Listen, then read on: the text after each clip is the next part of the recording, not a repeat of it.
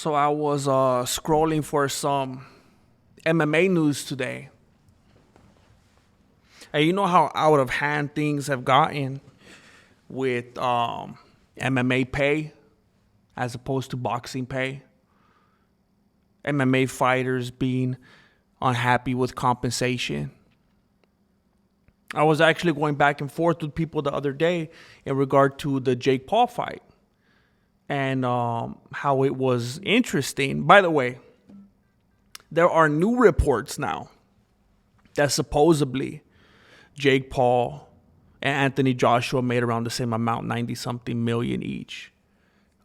Which what I had shared before that, before they went and made their edit, was that Anthony Joshua reportedly made about 60 million and Jake Paul made about 120 million.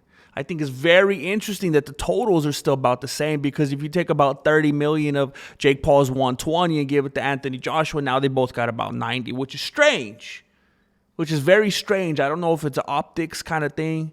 I don't know if there was something in the contract. Joshua was trying to save face. Jake Paul wasn't trying to save face. He wasn't trying to save his face. He sacrificed his face for his money, for his part of the deal. But Anthony Joshua said, "Hey, you were supposed to lose face. That was how it's supposed to go down in order for you to get your stacks. I wasn't supposed to lose face though. Something got twisted. I got to keep this going. I'm trying to fight Tyson Fury. I'm trying to die via Usyk. I'm trying to go fight maybe Gervonta Davis if his things get ironed out. I'll take him and Ilia Tapuera at the same time. I think they're both going to. I think they got the same attorney. I think they got the same court date. And as soon as they get, someone pardons them, I'll take them both at the same time. They come in with their wife beaters, and Anthony Joshua comes in with the wife pleaser. No pun intended. But people were doubting it, and they were like, "This is stupid. This doesn't make any sense. They don't get those kinds of paydays." And I'm like, bro, why do you first? Of course, just looking for more and more and more reasons and more angles to anything possible to try to pick at and poke holes in and hate on Jake Paul. And the final thing was like, what everyone knows it is. It's all about the money. And then people are trying to poke holes in that, saying that's not even true. Look at what MMA fighters get paid. They definitely ain't getting that kind of money. It's like, bro, are you dumb? That's what it's all about. That's why they're doing it. That's why they're in boxing in the first place.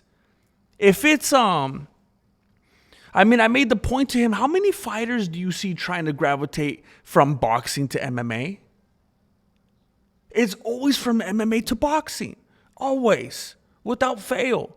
And then even when they do it, it's funny. I think Jake Paul is the first one I started seeing that from. But I've heard it again after that, where some dude will box somebody and then he's like, all right, now let's do MMA. The boxers never do MMA. They never, ever, ever come across and come through and do MMA. It's always the dudes just willing to box. And maybe they're just being logical, practical. Maybe they're scared. Maybe they realize they're only doing 50% of the battle or even less than that. When you're boxing, you're not only are you not grappling, you're not kicking, you're not throwing knees. You can't even elbow.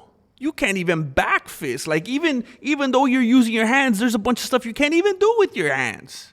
You can't eye gouge dudes like you could do in the UFC. But it's about the money. Everyone's going to boxing for the money.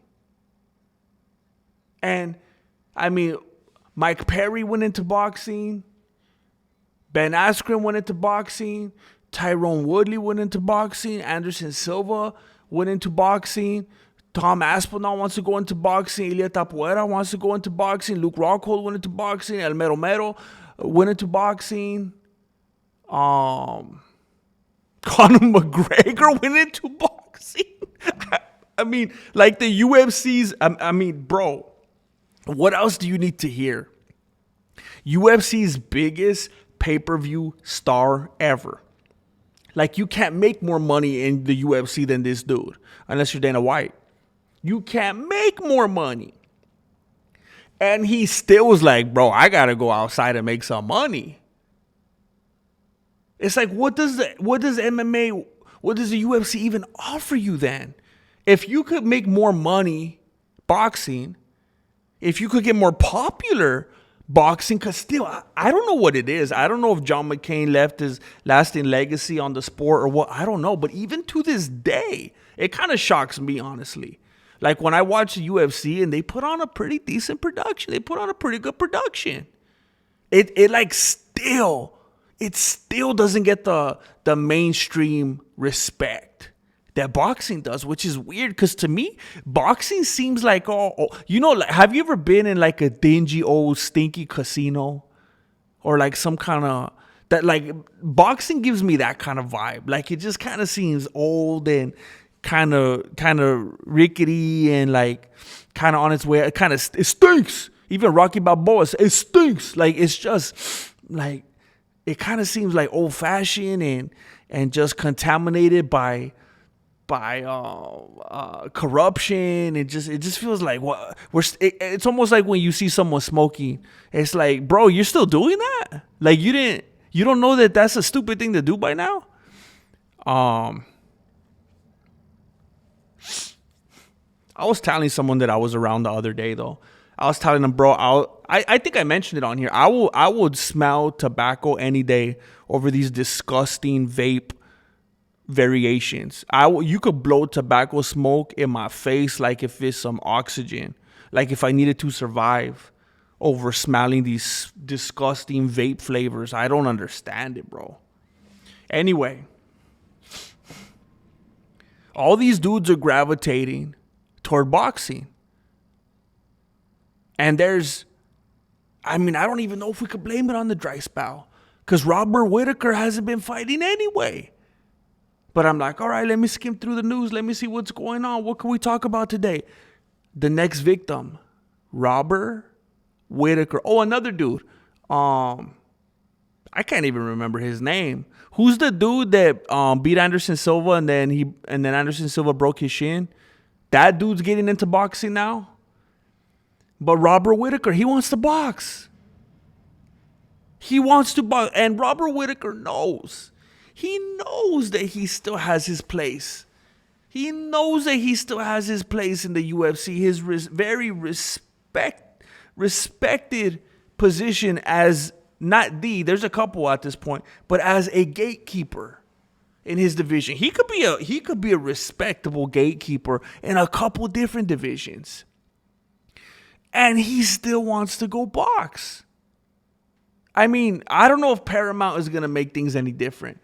I don't know if it's going to get them paid differently. Well, probably not. It's going to get the people. It's like any other industry with their own infrastructures. It's going to get even like the music industry, Hollywood. That's like why all the producers and stuff hate Netflix, because Netflix is structured in this way where all those dudes in the old days in Hollywood used to get a ton of back end money and a ton of residuals and forever and ever and ever to just keep going. And Netflix is like, nah, one and done. This is what we pay you. Move on. It was nice to know you. Move on with your life. Maybe we'll call you if we do another project. But here it is, one and done, no residuals. But if these dudes keep making their exodus, if Paramount doesn't change anything, if they don't find some way to let it trickle, this is going to be bad. You see, people like Robert Whittaker, and I don't know if any of the other names that I mentioned, because they're older now, but people like Robert Whittaker, they have their place. They have their necessary spot in the UFC. We need gatekeepers. You have to have gatekeepers in the UFC. It's a timeless tradition. You got to have those ones that put the people over. If we just have Michael, what's his name? Michael Morales and Carlos Prates and Ian Gary and Shafka. If we just have all these dudes just round robining, playing musical chairs all the time, it's mayhem. And you know what you're going to do? You're going to do what, it's interesting because Dana White always tries to fight doing this, where you have all your stars fighting each other and killing each other off and prematurely ruining their records. You got to have gatekeepers so that these young guys could beat these big names and build their resume, and people could. It's the same thing that Ilia Tapoera did. He beat 3 dudes way past their prime. He beat Max Holloway, Alexander Volkanovski, and Charles Oliveira. 3 dudes that have been past their primes since long before they encountered Tapoera. And those wins are what allowed all these people that, have a memory like Dory, have the attention span of Dory. To these dudes, they're easily molded into thinking that Ilya is like the most legendary fighter ever to walk into the cage because he beat 3 dudes that were gatekeeping at that point. I understand that Volkanovski is a champion. Volkanovski has been one of my very favorite fighters, and it hurts me to say it. But he's not in his prime.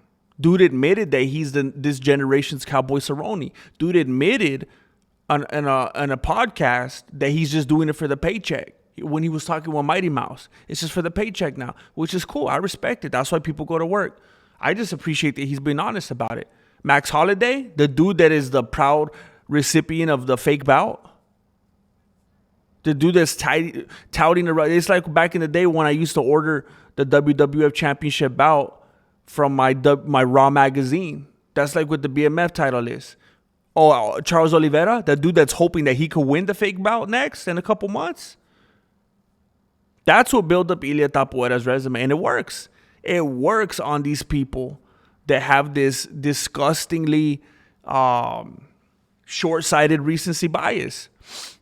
3 boom, boom, boom fights with these AARP dudes, and Ilia Tapoera is the dude he is today. Of course, he went and ruined it and torpedoed himself by running and running and running. You think this dude's a politician the way he runs. It's shameless the way he would. He keeps coming on these Spanish interviews. Yeah, I know I run from Urman. I can't do his voice. I mean, the way that he's running from Armin and finding all... I mean, I don't blame his lady. The way this dude... I mean, if I was with a dude like Ilya, I would use words like gaslighting all the time. Like if I was a basic chick just on social media day in and day out, I would use terms like gaslighting. I would use terms like I would call him a narcissist. Stuff like that. He would have me talking like that if I was his lady. I've been sitting around quite a bit thinking about what if I was Ilia Tapoera's lady. That's enough of that.